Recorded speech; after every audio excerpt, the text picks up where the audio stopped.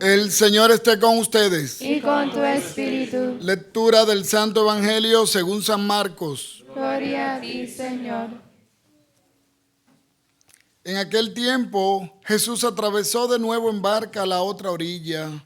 Se le reunió mucha gente a su alrededor y se quedó junto al lago. Se acercó un jefe de la sinagoga que se llamaba Jairo, y al verlo se echó a sus pies, rogándole con insistencia: mi niña está en las últimas, ven, pon las manos sobre ella para que se cure y viva. Jesús se fue con él, acompañado de mucha gente que lo apretujaba. Había una mujer que padecía flujos de sangre desde hacía 12 años.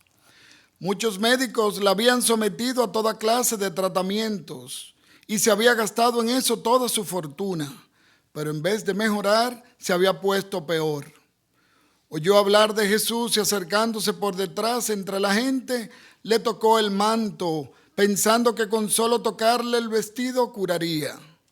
Inmediatamente se secó la fuente de sus hemorragias y notó que su cuerpo estaba curado.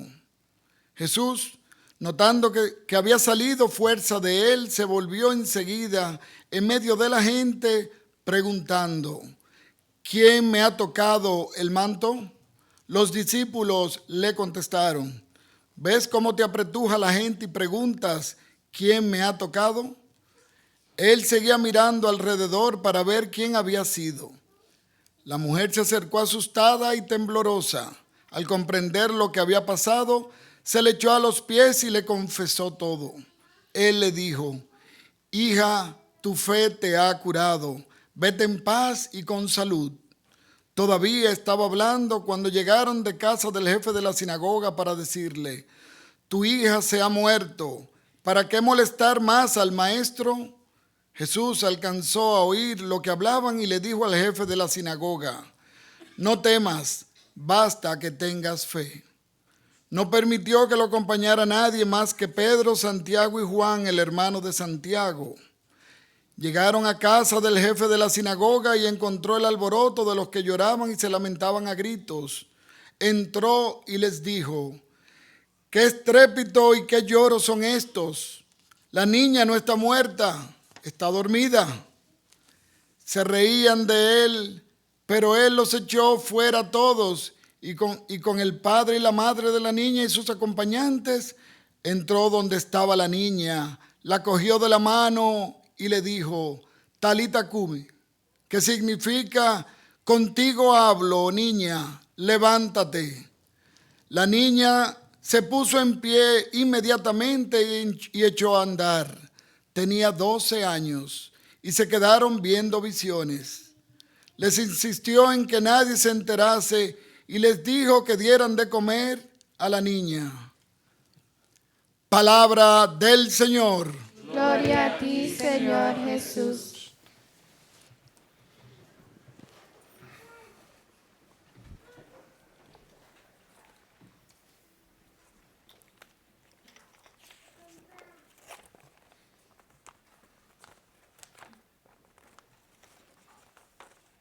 Antes de entrar en la palabra, quisiera hacer una pequeña introducción que me gusta llamar esto la sincronización de nuestro reloj litúrgico. Se sabe de que en el ejército, aquellos que han servido su país en el ejército, cuando van a hacer, vamos a decir, una campaña de ejército, todos los soldados se tienen que sincronizar sus relojes, gracias. Estoy con italiano, español, inglés, a ver. Va bene. Parliamo. Y tenemos que reconocer que en nuestra vida espiritual también hay un concepto de sincronización de litúrgico, también bíblico. Nos podemos preguntar, por ejemplo, en este momento de la iglesia, ¿en qué tiempo estamos? Y uno se pone a pensar, el que sabe un poco de lo que es el ciclo litúrgico de la iglesia, contesta simplemente, bueno, estamos en tiempo ordinario, Padre. Y tiempo ordinario sabemos que es un tiempo en donde se contempla la vida de Jesús que duró 3 años. Y es muy importante saber de que nosotros somos dichosos porque después del Segundo Vaticano, la Iglesia vive un ritmo litúrgico de 3 años, que es decir, la vida de Cristo. Nosotros en la liturgia entramos en ese ritmo de vida de nuestro Señor que en su época, cuando vivía Jesús y caminaba este mundo, Jesús mismo vivía dentro de la tradición judía un ciclo litúrgico de 3 años, fíjense. Y esto fue reemplazado después del Segundo Vaticano. Antes no era así. El año litúrgico era 1 año. Y es decir, que nosotros ahora, hoy en día, somos dichosos y bendecidos porque entramos no solamente en un ritmo litúrgico en donde toda la Biblia se lee en 3 años, pero que estamos viviendo también la misma realidad de tiempo que vivió Jesús cuando caminó entre nosotros. Y ahí entendemos algo aún más profundo de lo que es la vida de Jesús. Estamos ahora profundizando como que nuestra madre nos coge por la mano y nos enseña día a día en tiempo ordenado la maravilla que es el ministerio de Cristo. ¿Quién tiene este privilegio? La Iglesia.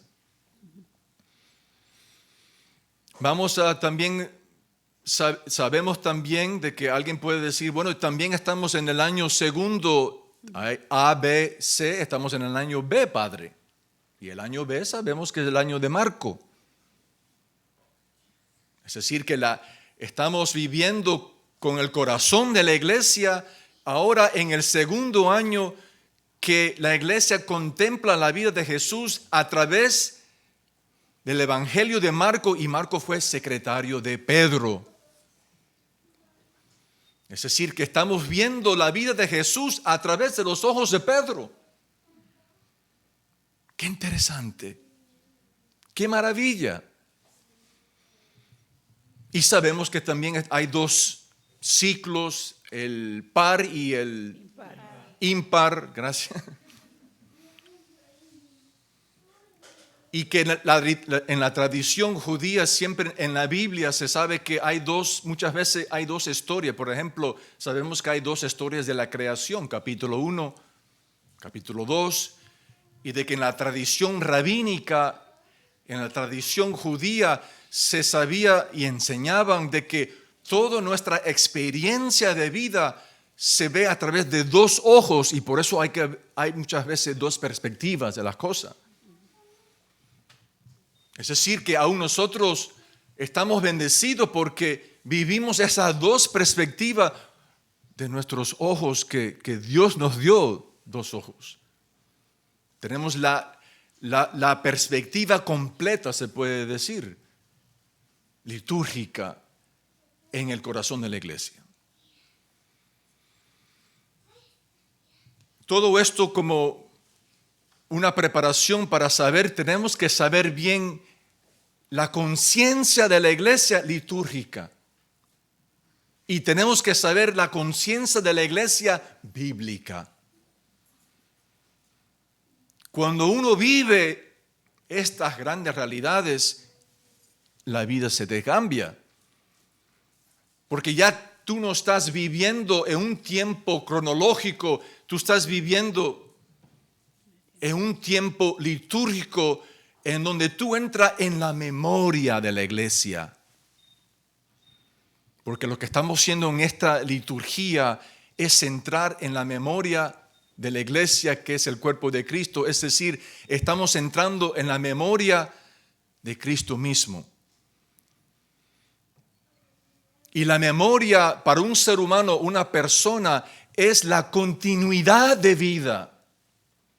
Así que estamos entrando en un misterio en donde vivimos la memoria y identidad, Juan Pablo II. de la iglesia. Tenemos que estar claros en eso, hermanos. Déjame quitarme esto porque me está molestando.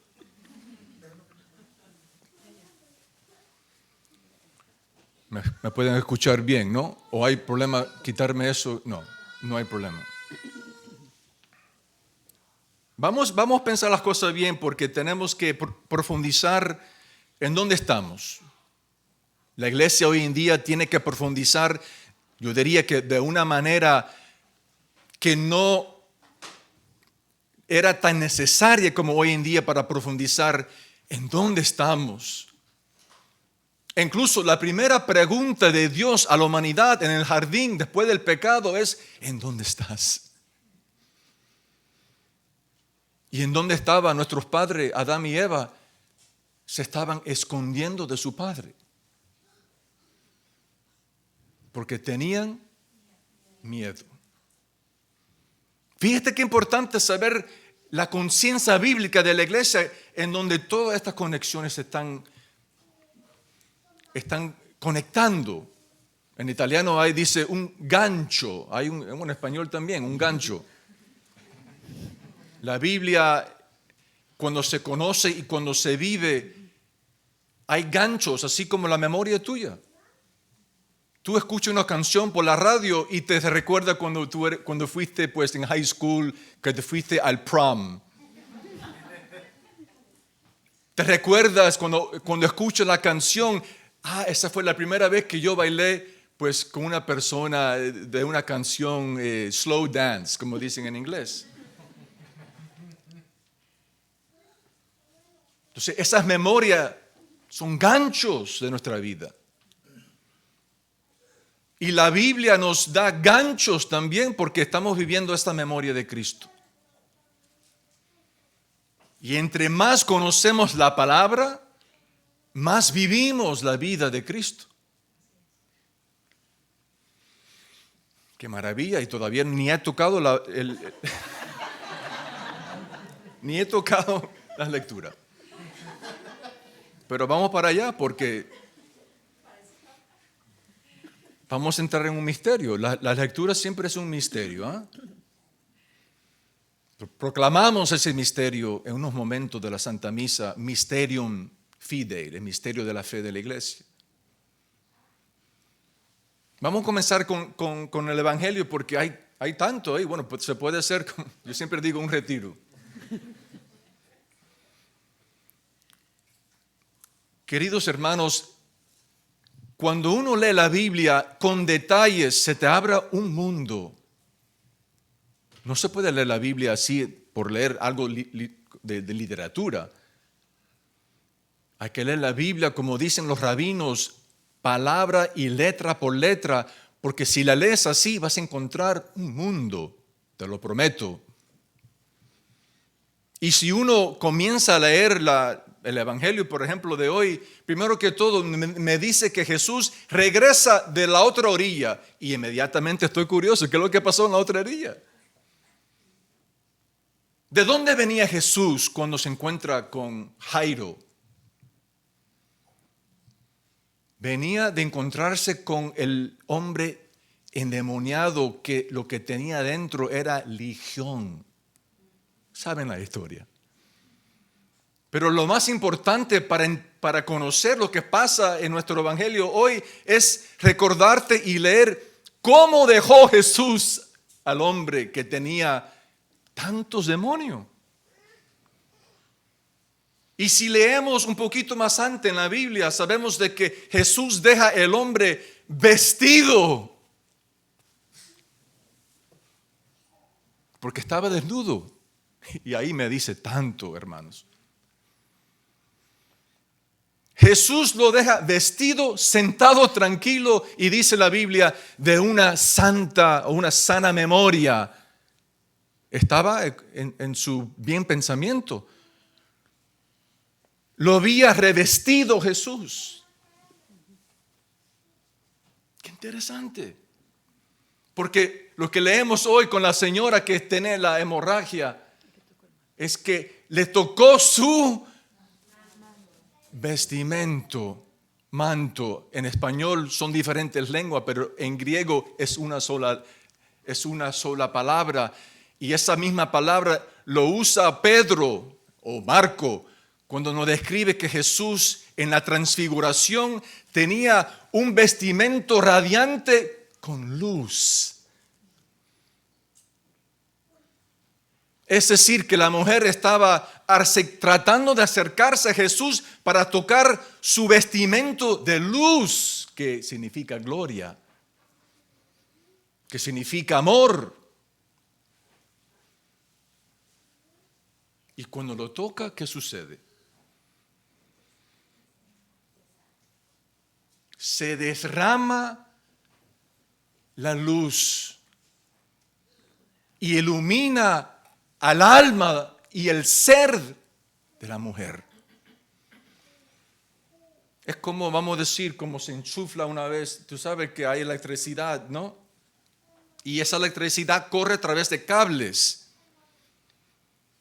Tú necesitas un cable para que se conecte a la fuente de la electricidad y con esa electricidad corre la electricidad. Jesús siente que hay una conexión con su santidad, con su poder de amor, de luz, de gloria. Y esa conexión es la fe, hijo.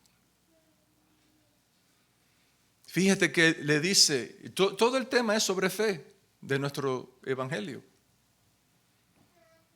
Y me dice tanto porque, ¿qué es lo que le dicen los discípulos a Jesús? Pero Señor, hay tanta gente que te están tocando. ¿Cómo que tú me vas a preguntar quién me toca? Fíjate que Jesús es sensible a la única persona en toda esa muchedumbre que tenía fe, porque todos estaban ahí para ser sanados, para recibir algo de Jesús. Fíjate que nos dice tanto, hermano, porque es una mujer de una muchedumbre, es decir, que la fe es de pocos. Y pensamos que la fe tiene que ser la mayoría. Esperamos que sean la mayoría. Pero sabemos que aún en nuestros tiempos no es la mayoría. Y que son muy pocos que se acercan al Señor para ser conectado con su vestimento de luz. Y en conectándome con el vestimento de luz, yo me resvisto. Y ahí tengo que reconocer qué significa este vestimento porque me dice tanto. Tengo que ir a Génesis capítulo 3. Cuando por el primer pecado original el ser humano es desvestido por el pecado y se encuentra por primera vez desnudo.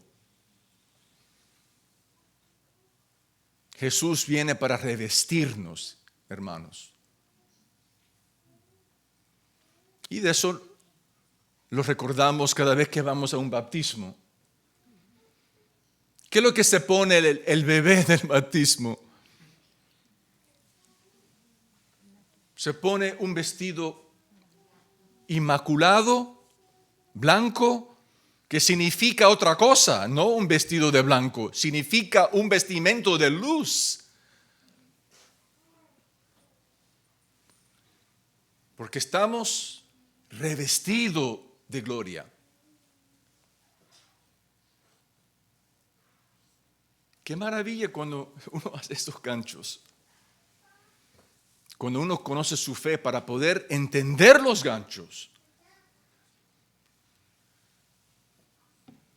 Pero vamos a regresar un poquito más atrás con el encuentro con Jairo, porque toda esta historia de la mujer que es sanada. Fíjate que toda la sanación en este lado de la orilla del mar de Galilea son curaciones físicas, mientras que el otro era espiritual, es decir, que Jesús viene a curarnos espiritualmente y físicamente, restablecer el ser humano. Eso es lo que hace el Señor. Reconstruye la persona espiritualmente, físicamente. Viene el presidente, vamos a decirle, de la sinagoga, Jairo. Se postra como el hombre que tenía los demonios, se postra enfrente de Jesús. Mi niña, ¿cuántos años tiene esa niña? 12. 12. Wow, qué interesante si el número 12 significa tanto en la Biblia. ¿Y cuántos años llevaba la mujer en hemorragia?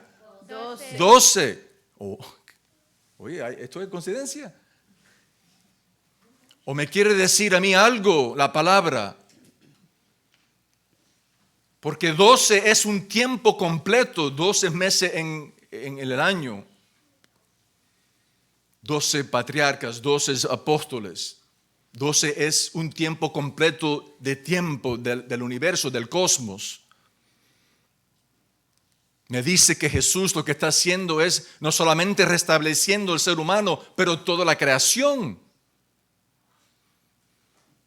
Cuando uno lee en detalles, descubre un tesoro.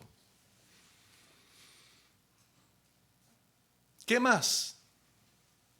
¿Qué más? Ven conmigo y ponle la mano, dice Jairo. Y Jesús va. ¿Él tiene que ir a ponerle la mano?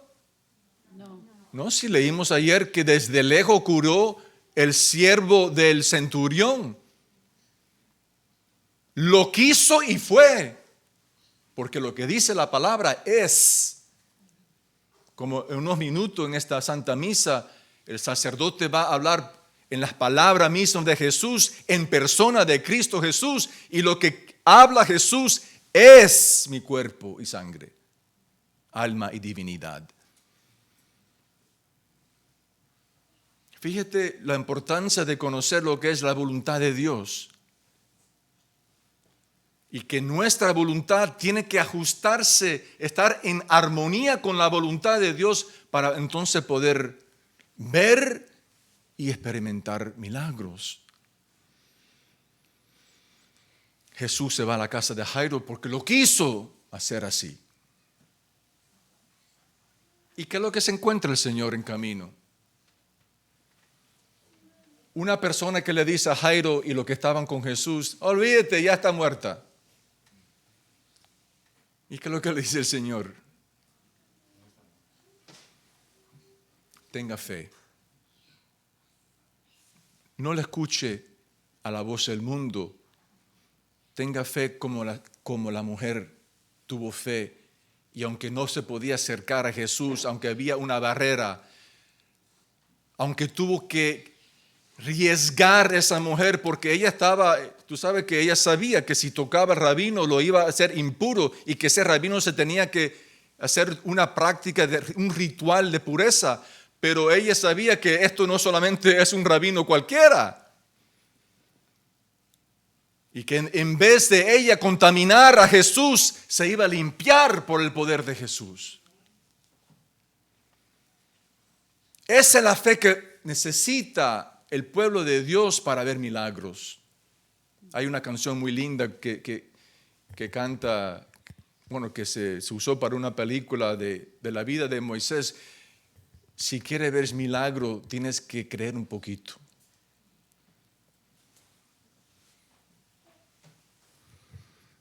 Entonces Jesús básicamente le dice, tenga la fe de esa señora que me tocó, téngala, no te preocupes, no la escuche el mundo. Y cuando llegan a la casa de Jairo, ¿qué es lo que se encuentra? En español se dice una algarabía, ¿no? Un borote, gritos, burlas al Señor. Y ya estamos viendo una prefiguración de la cruz, en donde gritaban, en donde se burlaban de Cristo. Y lo que nos está enseñando el Señor con este gesto, lo quiso así porque Él iba a enseñar a los apóstoles lo que venía.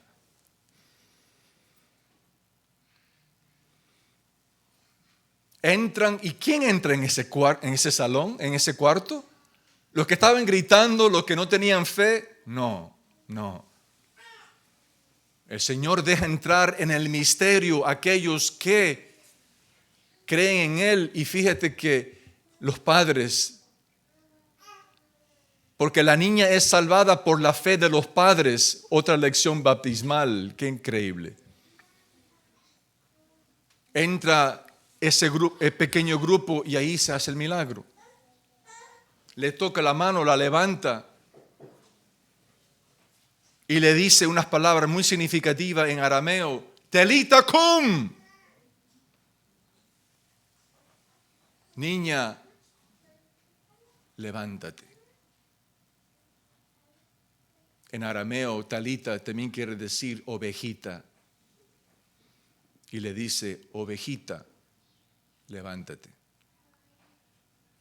Y lo que el Señor habla, sucede. Interesante que empieza a comer esa niña. ¿Y qué es lo que hace Jesús después de la resurrección? Se aparece con los apóstoles. ¿Tienen algo para comer? Porque el comer es un signo de vida. Otra vez la prefiguración de la resurrección. Termino con esto que es muy interesante y la Biblia hebrea, lo que se llama el Tanakh, la Biblia hebrea, termina con un libro bien particular y un episodio muy particular. La Biblia hebrea termina con el libro de Crónicos, número 2, cuando regresa el pueblo de Israel de Babilonia, del exilio, y las palabras son muy significativas. El pueblo con el Señor Dios subió a Jerusalén. Se elevó a Jerusalén. Y toda la tradición hebrea termina con esas palabras. Es muy interesante. Termina toda la expectativa del pueblo de Dios con la expectativa de que iban a subir. Resurrección. Y lo que estamos viendo en esa niña es el cumplimiento de la esperanza del pueblo de Dios. Que el pueblo de Dios esperaba subir, ser elevado a otra realidad. Y lo que está trayendo Jesús es esa realidad. Un reino, no es de este mundo. Un reino que vive dentro de ti. Un reino que te revista totalmente de la gloria de Dios. Un reino que te hace libre, no esclavo al pecado. Ese es el reino de Dios. ¿Quién no quiere ser parte de ese reino? Los que no conocen al Señor. Los que están ahí solamente para ser sanados físicamente. Y desgraciadamente esos números continúan de aumentar, que quiere decir que el pueblo de Dios no está haciendo suficiente esfuerzo en vivir lo que es y evangelizar de la buena nueva, porque esto es buena noticia, que hemos sido liberados no de un imperio del pecado. Esa es la liberación de la iglesia. Liberación del pecado para ser libres para toda la maravilla que Dios tiene para nosotros. Y con eso se crea justicia en la tierra.